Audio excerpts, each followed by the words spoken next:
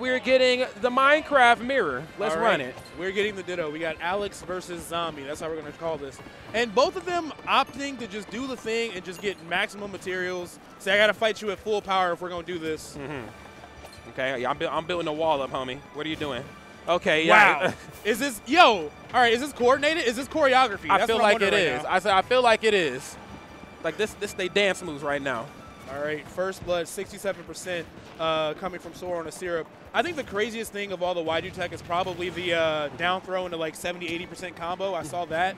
I've seen that lead to like full stocks now too. That's getting like advanced a little bit. But right now they're both just having some fun. They're putting some L's on the stage. They're making sure they're as powerful as they can be. But as much fun as they're having, Syrup got to wake up a little bit because Soar is pretty much untouched here at only 7%. Yeah, Soar is cooking absolutely out of their mind, and I would imagine they came into this with a lot of momentum, just given how well they played in doubles this weekend. So, you know, obviously coming through with that can-do sort of attitude. I like to see Syrup get it a little sticky right now, man. What's going on, homie? Yeah, Syrup looking kind of dry. Oh, my Lord. This ain't looking good. Okay, back into the corner right here. This is where Soar actually, I feel like, in my personal opinion, shows a lot of success. When their back is to at the ledge versus a different character versus a different player, you probably think you can roll in or jump for free, but keep in mind, they're always ready to either turn around, pivot grab, turn around, F smash, turn around, jab. Like, this because their back is to does not mean they're not tapped in. Exactly. And that forward smash is crazy good from Steve. Super fast on the frame data for it.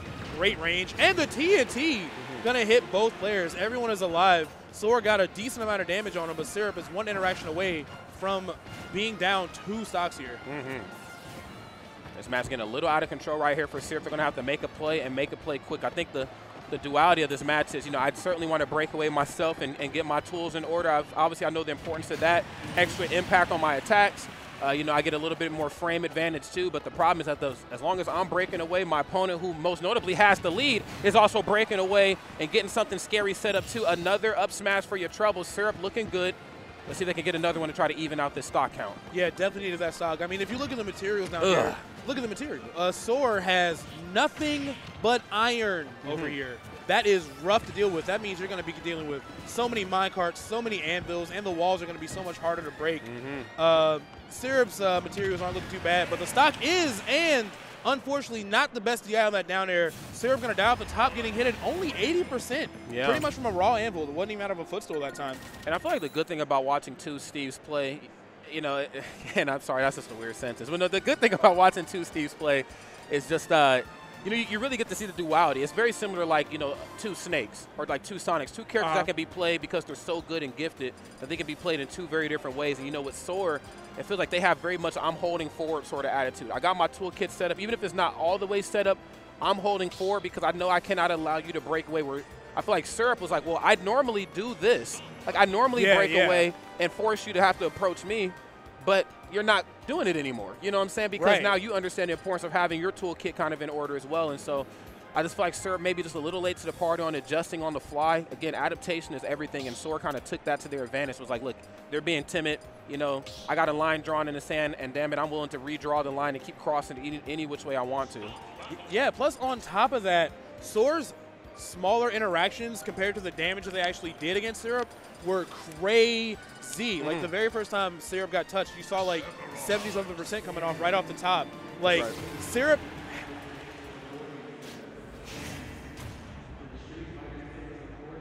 Oh, Syrup was player 1 that game. Okay, word. So Soar did win. Okay, yeah, Soar won. Okay. Okay, yeah. Okay, I thought I was, but I was like, no, I'm pretty sure like they were running this skin in doubles. If I'm not mistaken, Soar won that. But Syrup just a little cold to the touch, I think, in that last match, which is, you know, whatever. It happens. It's the first match jitters, you know. Not to say I know exactly what they're thinking, but it happens. Game number 2. Let's see what the adaptation brings us. Of course, like you said, a little surprised that they didn't go Sephiroth, but Sephiroth is present. Yeah, I'm kind of curious. Oh, wait. No, hold on. Syrup won. I think Syrup won that game, guys. Yeah, Syrup won. Yeah, because Syrup saves, and then Soar switched off to Seth. Okay, my bad. I'm bugging. I'm sorry, chat. Syrup did win that. So take everything I just said and Sai said and that analysis and just flip it around. We weren't wrong. We just got on the wrong player. It's all. Chat, if you're confused, so are we, but none of that matters. Right now, Syrup is cooking super hard. Already got Soar lapped in percent, 50%, relatively uncontested here. Yes.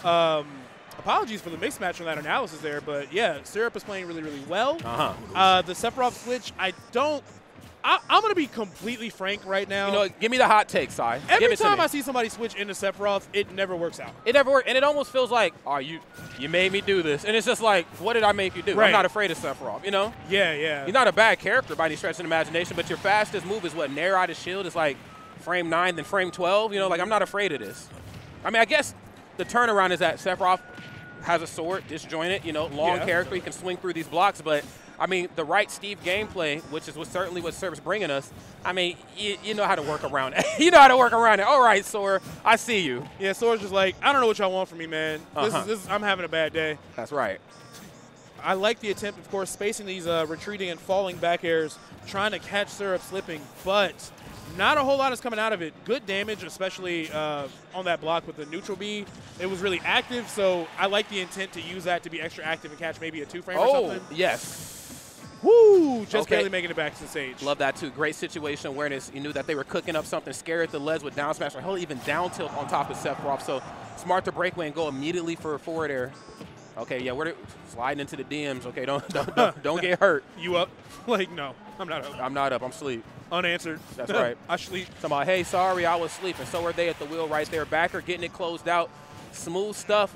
Syrup, though, with a still very strong and commanding lead, and obviously not with the right toolkit for backer or forwarder right there to really make a play, but certainly message well sent.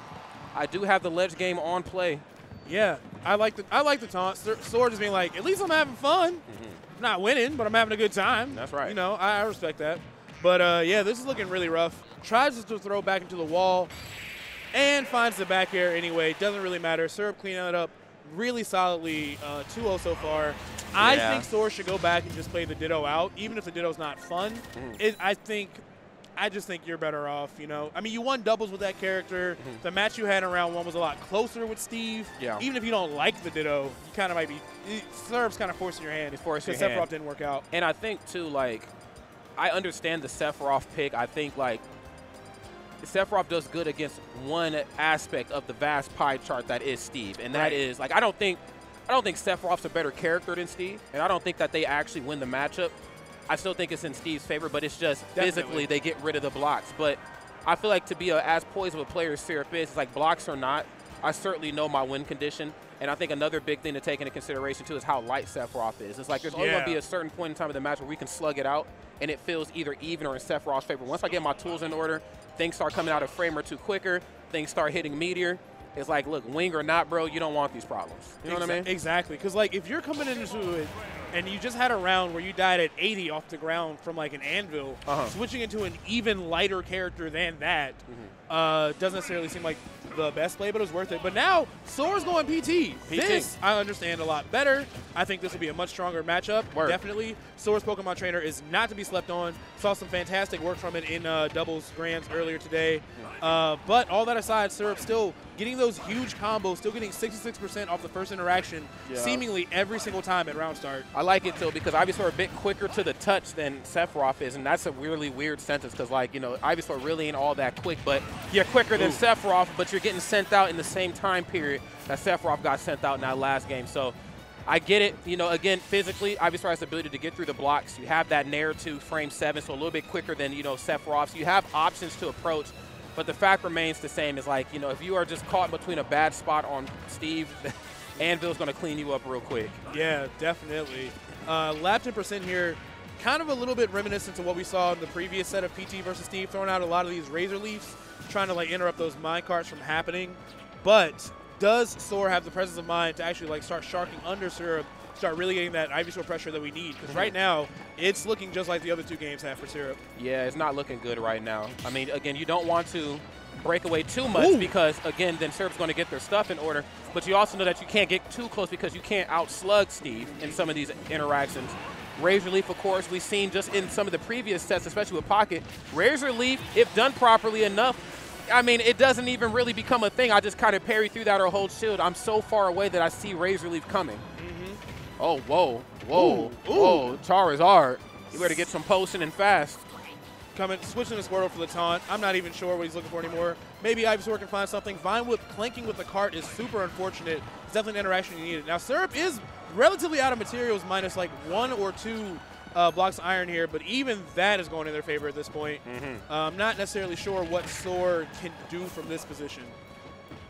I mean, I guess you can maybe keep trying to play the ledge. What are you doing? I thought we were about to see some sauce right there. I'm not gonna lie. Right. Oh, that's it. Yeah, and that's going to close it out right there. I'm going to have to call it. It was a pretty commanding 3-0. I mean, I feel like, Soar had a lot of fight left in him. And, of course, it's like the typical commentator tropes. Like, what would have happened if, like, they went this character or that